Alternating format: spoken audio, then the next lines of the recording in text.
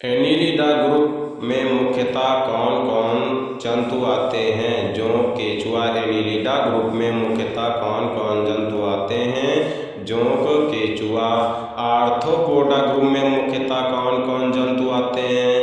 तिलचट्टा, मच्छर, खटमल, मक्खी। आर्थ्रोपोडा ग्रुप में मुख्यतः कौन कौन जंतु आते हैं? तिलचट्टा, मच्छर, खटमल, मक्खी। मोलास्का ग्रुप के अंतर्गत मुख्यतः कौन कौन से जंतु या कीट आते हैं? मोलास्का ग्रुप के अंतर्गत मुख्यतः कौन कौन से जंतु या कीट आते हैं? घोंघा, सीपी। इकानोडर्मेटा संघ के अंतर्गत मुख्यतः कौन कौन से जंतु आते हैं? तारा मछली, ब्रिटल स्टार। इकानोडर्मेटा संघ के अंतर्गत मुख्यतः कौन कौन से जंतु आते हैं? तारा मछली, ब्रिटल स्टार। मनुष्य का पाचन क्रिया का प्रारंभ कहाँ से होता है? मुख से। मनुष्य का पाचन क्रिया का प्रारंभ कहाँ से होता है? मुख से होता है। शिराएं द्वारा कौन सा रक्त प्रवाहित होता है? शिराओं द्वारा कौन सा रक्त प्रवाहित होता है? तो अशुद्ध रक्त प्रवाहित होता है। और धमनियों द्वारा कौन सा रक्त प्रवाहित होता है? धमनी द्वारा कौन सा रक्त प्रवाहित होता है? तो शुद्ध रक्त प्रवाहित होता है। शुद्ध रक्त। कौन सा विटामिन जल में घुलनशील है?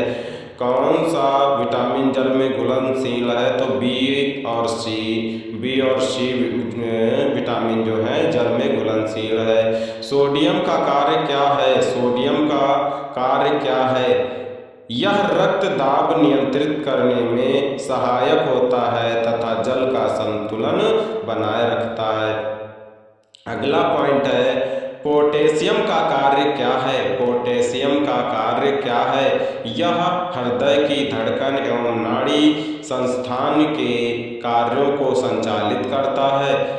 पोटेशियम का कार्य हृदय की धड़कन एवं नाड़ी संस्थान के कार्यों को संचालित करता है। अगला पॉइंट है, ग्लूकोज बिना ऑक्सीजन की उपस्थिति में मांसपेशियों में प्रतिक्रिया कर क्या बनाता है? लैक्टिक अम्ल।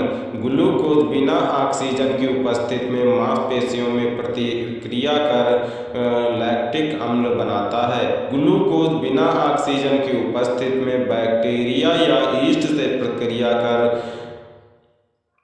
क्या बनाता है? तो इथाइल अल्कोहल बनाता है।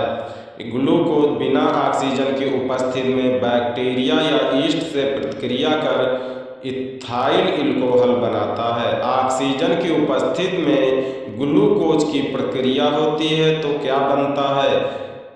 कार्बन डाइऑक्साइड और जल का निर्माण होता है। ऑक्सीजन की उपस्थिति में ग्लूकोज की प्रतिक्रिया होती है तो कार्बन डाइऑक्साइड और जल का निर्माण होता है।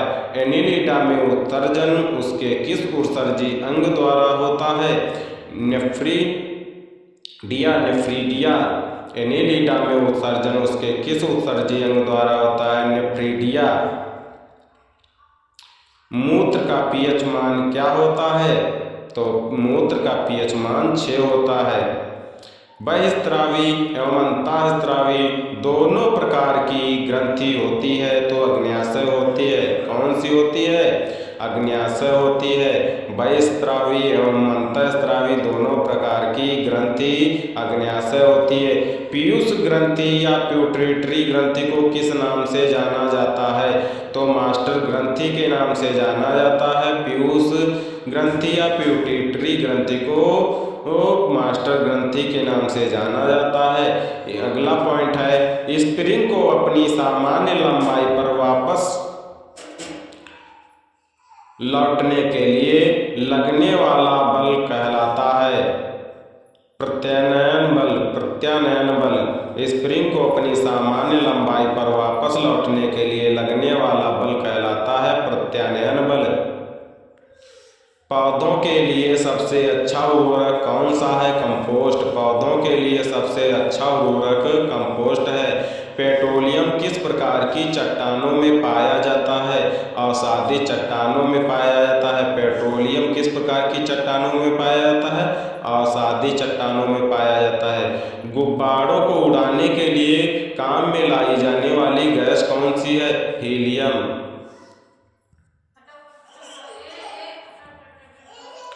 डीडीटी का उपयोग किस रूप में किया जाता है? कीटनाशी के रूप में। डीडीटी का उपयोग किस रूप में किया जाता है? कीटनाशी के रूप में। इथेनॉल के अत्यधिक सेवन से कौन सा अंग प्रभावित होता है? यकृत प्रभावित होता है। सभी फलों में अनिवार्य रूप से पाए जाने वाला पदार्थ क्या है? सभी अम्लों में अनिवार्य रूप से पाया जाने वाला पदार्थ क्या है? Hydrogen H2। आग लगने तथा फैलने की सबसे कम संभावना किस वस्त्र से होती है? सूती वस्त्र से। आग लगने तथा फैलने की सबसे कम संभावना किस वस्त्र से होती है? तो सूती वस्त्र से। लोहा का सबसे महत्वपूर्ण स्रोत कौन सा है? लोहा का सबसे महत्वपूर्ण स्रोत कौन सा है? हरी सब्जियां। गैसोलीन को किसके साथ मिश्रण करके गैसोहाल बनाया जाता है? गैसोलीन को किसके साथ मिश्रण करके गैसोहाल बनाया जाता है? Ethyl alcohol. तात्कालिक ऊर्जा के लिए धावकों को कौन सा पदार्थ दिया जाता है? ग्लूकोज। तात्कालिक ऊर्जा के लिए धावकों को कौन सा पदार्थ दिया जाता है? ग्लूकोज।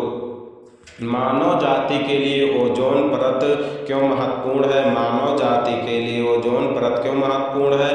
पराबैंगनी किरणों को रोकने के लिए एक रक्षा आवरण बनाती है। आंत ज्वर के लिए सामान्यतः उपयोग की जाने वाली औषधि क्या है? आंत ज्वर के लिए सामान्यतः उपयोग की जाने वाली औषधि कौन सी है? क्लोरोमाइसिटीन। गैस की लौ की सबसे गर्म हिस्से को क्या कहते हैं? गैस की सबसे गर्म हिस्से को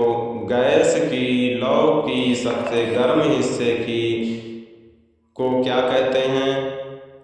ज्योतिहीन क्षेत्र। सोने का शुद्ध रूप कितने कैरेट का होता है? सोने का शुद्ध रूप कितने कैरेट का होता है? 24 कैरेट का। सीने बार किसका अयस्क है? तो पारा का। सीने बार किसका अयस्क है? पारा का। शरीर के ताप का नियंत्रण किसके द्वारा होता है? हाइपोथैलेमस के द्वारा। शरीर के ताप का नियंत्रण किसके द्वारा होता है? हाइपोथैलेमस के द्वारा। लाल अस्थिमज्जा में किसका निर्माण होता है? लाल अस्थिमज्जा में लाल रक्त कणिकाओं का निर्माण होता है। कशेरुक दंड में कितनी हड्डियां होती हैं? तो 33 होती हैं। कशेरुक दंड में कितनी हड्डियां होती हैं? 33 हड्डियां होती हैं। बीसीजी का पूरा नाम क्या है? बीसीजी का पूरा नाम क्या है? Bacillus Calmette Guérin. Athlete foot नामक रोग किससे होती है? एथलीट फुट नामक रोग किससे होता है? तो कवक द्वारा होता है। किसके द्वारा होता है? कवक द्वारा। दमा नामक रोग किससे होता है? कवक द्वारा। दमा नामक रोग किसके द्वारा होता है? तो कवक द्वारा होता है। फाइलेरिया नामक रोग किसके कारण होता है? कृमि। फाइलेरिया नामक रोग किसके कारण होता है? कृमि के कारण होता है। जब एक वस्तु की वेग दुगुनी की जाती है तो उसकी गतिज ऊर्जा चौगुनी बढ़ जाती है। गतिज ऊर्जा बराबर क्या होता है? 1/2 mv²। जब एक वस्तु की वेग दुगुनी की जाती है तो उसकी गतिज ऊर्जा चौगुनी बढ़ जाती है। सूत्र कणिका को अन्य नाम से भी जाना जाता है। सूत्र कणिका को अन्य नाम से भी जाना जाता है माइटोकॉन्ड्रिया। वट वृक्ष पादपों के किस वर्ग में आता है? आवृतबीजी। वट वृक्ष पादपों के किस वर्ग में आता है? आवृतबीजी। Phloem of the forest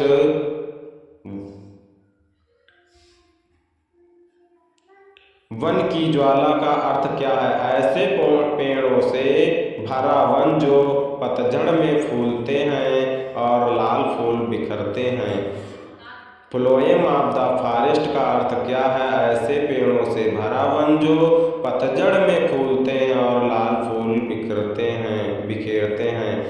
penicillin किससे बनाया जाता है? पेनिसिलिन किससे बनाया जाता है? कवक से बनाया जाता है। लाइकेन को दो जीवधारियों का सहजीवी सहचर्य समझा जाता है। वो दो जीव कौन कौन से हैं? शैवाल और कवक। लाइकेन को दो जीवधारियों का सहजीवी साहचर्य समझा जाता है। वो दो जीव हैं, शैवाल और कवक। आमतौर पर संश्लेषित वृद्धि माध्यम और बेकरी में काम में लाया जाने वाला एगार किससे प्राप्त होता है? शैवाल से प्राप्त होता है। आमतौर पर संश्लेषित वृद्धि माध्यम और बेकरी में काम में लाया जाने वाला एगार किससे प्राप्त होता है? शैवाल से। लौंग किससे प्राप्त होती है? पुष्पकली से। लौंग किससे प्राप्त होती है? पुष्पकली से।